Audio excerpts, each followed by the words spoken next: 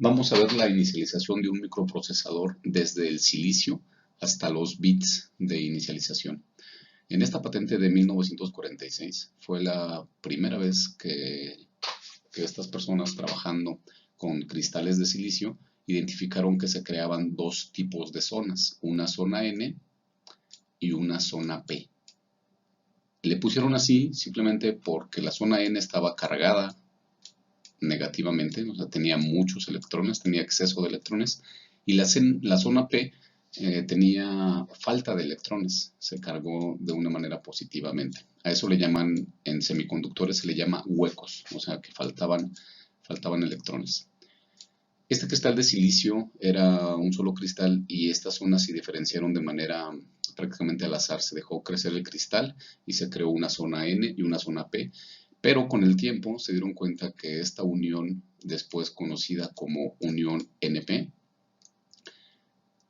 tenía muchas características que servían como switch de corriente, como switcheo de corriente, y empezaron a dopar las zonas para hacerlas más N, o sea, con más cargas negativas, y más P, con más huecos.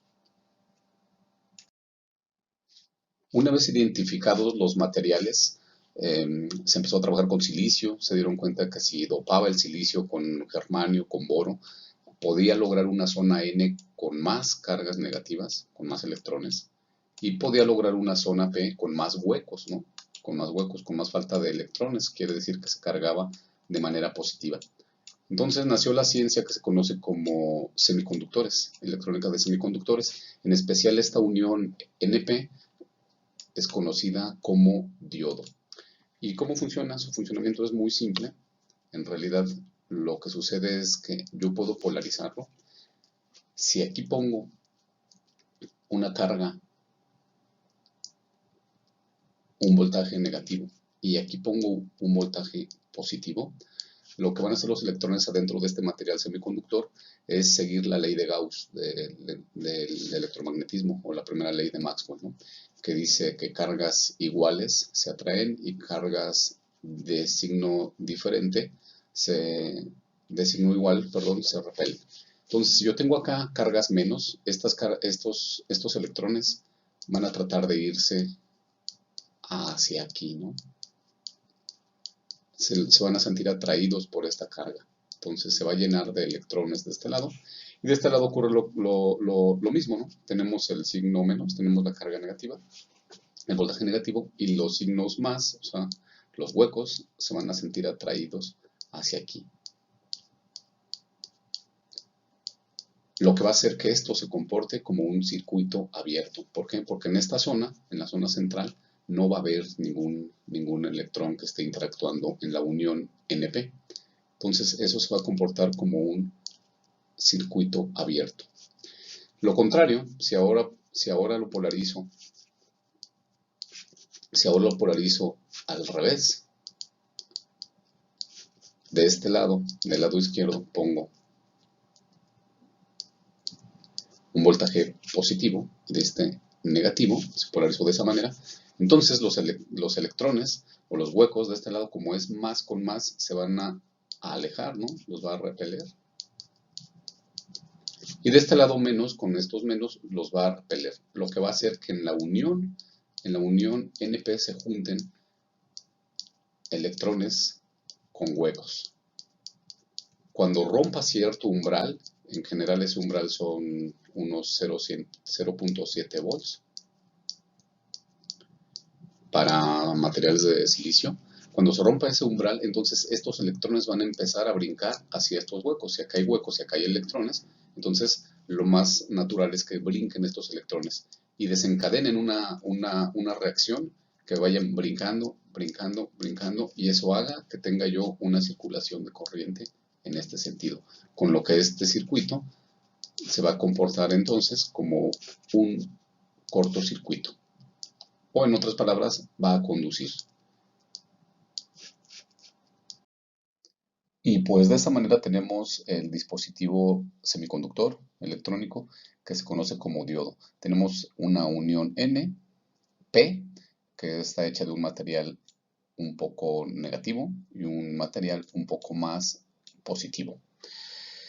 Se polariza entonces, tiene ánodo y cátodo. Y solamente, este es su símbolo eléctrico, solamente permite el paso de la corriente eléctrica en este sentido, por el efecto que vimos anteriormente. Este es un diodo de propósito general, el 4004, donde está esta banda dorada, indica el sentido de la flecha para identificar el ánodo y el cátodo, ¿sí? Entonces aquí tenemos más, aquí tenemos menos, y así vendría nuestro símbolo. Por eso indica una flecha. En 1956, Shockley y sus compañeros de trabajo de laboratorios Bell patentaron un dispositivo que consistía en tres uniones. Una unión N, aquí está la parte N, una unión P y otra unión N. Era una especie de dos diodos, ¿no? Un diodo era con una unión N y con P, entonces aquí hicieron N, P, N. Y esto es lo que se conoce como transistor Shockley, ¿no? Que comprende dos zonas N y una zona P, con tres conectores, ¿no? Con tres conectores que uno iba a la zona N, otro conector iba a la zona P y otro conector iba a la zona N siguiente. Bueno, este es el símbolo eléctrico de un transistor bipolar de unión. Este tipo de transistores se llaman BJT, transistor bipolar de unión, que consiste, como dice la patente, en una zona N, en una zona P y otra zona N. También existen de zona P, zona N y zona P, PNP o NPN. Y pues claramente tiene tres conexiones, ¿no? Una conexión a cada zona. Este es su diagrama eléctrico y este es el dispositivo que se puede conseguir de electrónico para hacer pruebas o para hacer electrónica de potencia en un circuito integrado. Contiene tres patitas, si se dan cuenta, una se llama E, que es de emisor, C de conector y B de base. Quiere decir que este circuito va a ser un switch, como lo era el diodo, va a ser la función de un switch, pero ahora va a estar controlado por otra patita, por un pin, que en este caso es la base.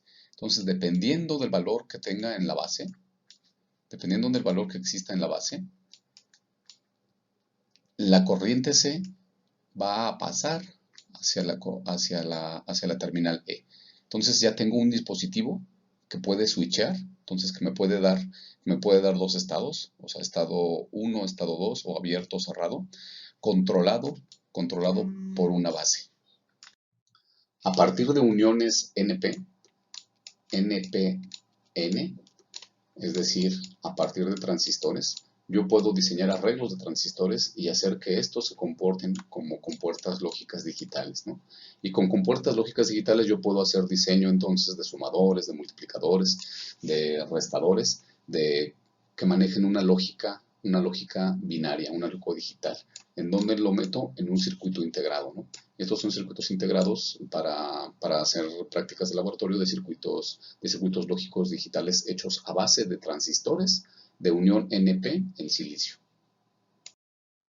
Entonces yo puedo hacer diseños gigantescos de miles, de millones de transistores solamente con uniones NPN o uniones PNP y llegar a diseñar llegar a colocar tantos millones de transistores en una superficie chica de silicio y llegar así a lo que se conoce como el microprocesador, ¿sí? Todo es a base de la unión NP y a base de transistores.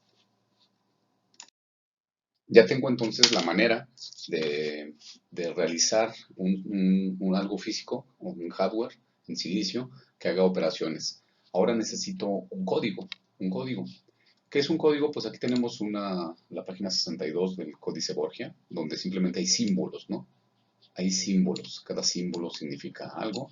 De ese lado tenemos glifos mayas y simbolizan algo, simbolizan palabras, simbolizan fechas, simbolizan algo. Eso es codificar simplemente. Aquí tenemos los símbolos para nuestros dígitos, ¿no? Cada símbolo significa una cantidad. 1, 0, la ausencia de cantidad, 2, 3, así hasta 9. Y después nosotros creamos un sistema numérico para poner posicional de base 10 para hacer cifras más grandes, ¿no? De este lado tenemos la base numérica azteca, que también era la misma maya, la de Mesoamérica, donde utilizaban 3 símbolos, 4 símbolos con la concha de caracol para significar el 0 y un sistema posicional de 20. ¿Sí? Nosotros utilizamos los números arábigos, que en realidad eran estos, pero demoraron años para llegar a tenerlos como los conocemos, pero ya tienen esa abstracción, ya significan una cierta cantidad. Eso es un símbolo, ya tengo el código. Sin embargo, tenemos códigos que utilizan un mínimo de símbolos, como por ejemplo el código Morse, conocido por todos, solamente utiliza 2 símbolos, un símbolo punto, un símbolo raya, o ya en una transmisión significa un sonido, un pulso corto, un pulso largo, o incluso en luces, ¿no? Una iluminación larga, una iluminación corta. Entonces ya tiene un símbolo de 2, un símbolo está simbolizando, está codificando un alfabeto en este caso con 2 símbolos, con el mínimo de símbolos posibles. Es así como entre 1960 y 1970 aproximadamente, las personas empezaron a codificar programas o algoritmos en las primeras computadoras a partir de 2 símbolos, ¿no? En este caso era en tarjetas, hacían un hoyo, un orificio o no orificio. Entonces de esa manera tenían 2 símbolos. Esta es una tarjeta de muchas líneas, de 72 líneas o una de 80 líneas que eran las propuestas por IBM, muy utilizadas para guardar información y codificar programas. Este es un ejemplo de tarjeta perforada de IBM de 80 líneas. Aquí abajo está un contador de líneas. Y ya está perforada, ¿verdad? Entonces podemos ver que acá hay un orificio, un orificio, un orificio, no orificio, no orificio, y yo puedo leer perfectamente un código por línea, orificio, orificio. Entonces, por una línea yo puedo leer un código de 2 símbolos. Pues ese código de 2 símbolos que tanto estamos hablando que es el mínimo para simbolizar algo, no tenía nombre hasta 1948 y este artículo de una teoría matemática de las comunicaciones por Shannon.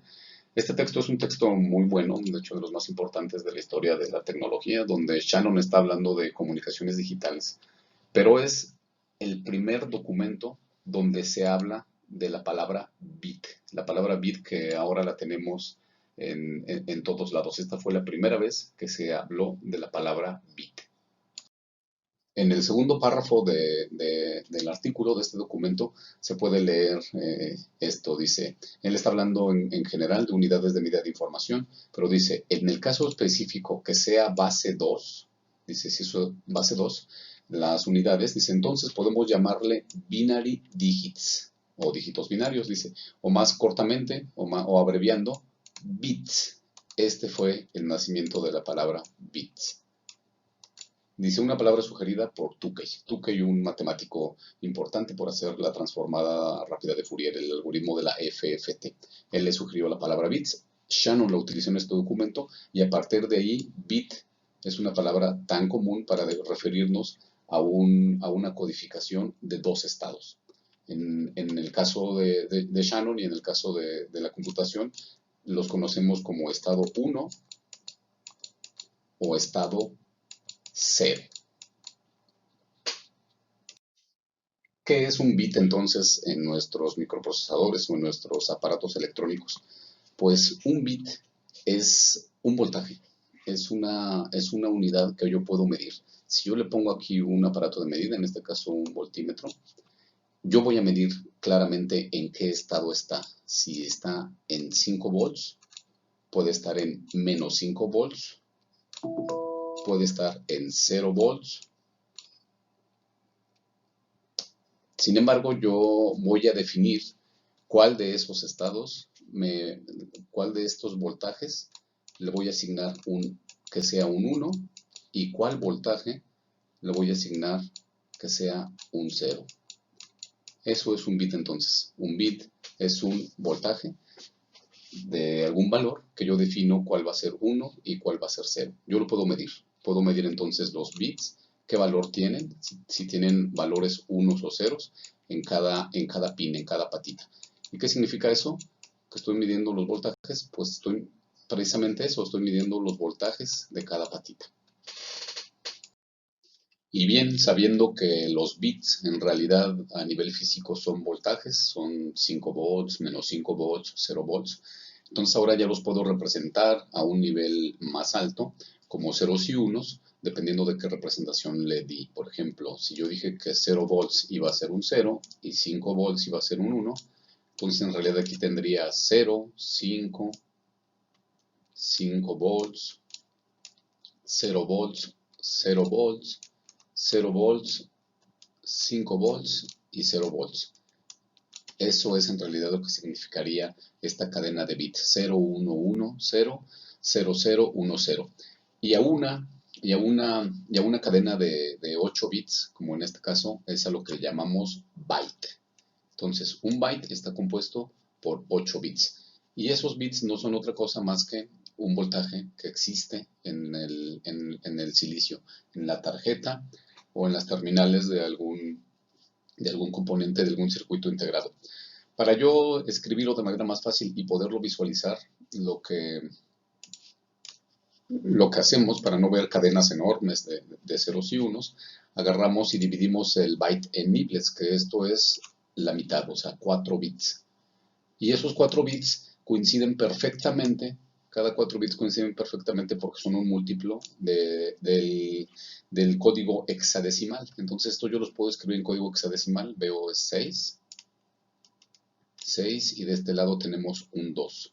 Entonces de esa manera yo escribo un byte de manera más compacta. 0 por 62, para el 0x identifica que es hexadecimal, o 62H. 62H para decirme que también es un código hexadecimal. Y ahora sí, ya sé qué está sucediendo en una placa de circuitos digitales integrados. Ya sé que en cada pata de estas está haciendo transferencia de bits, ¿no? Hay una cadena de 1, 0, 1, 0, y que ese 1, 0 en realidad son cadenas de voltajes, ¿no? 5 volts, 0 volts, o lo que yo haya definido, ¿no? Que son cadenas de voltajes que son las que están pasando, que yo los interpreto a nivel más alto como cadenas de bits, cadenas de ceros y unos.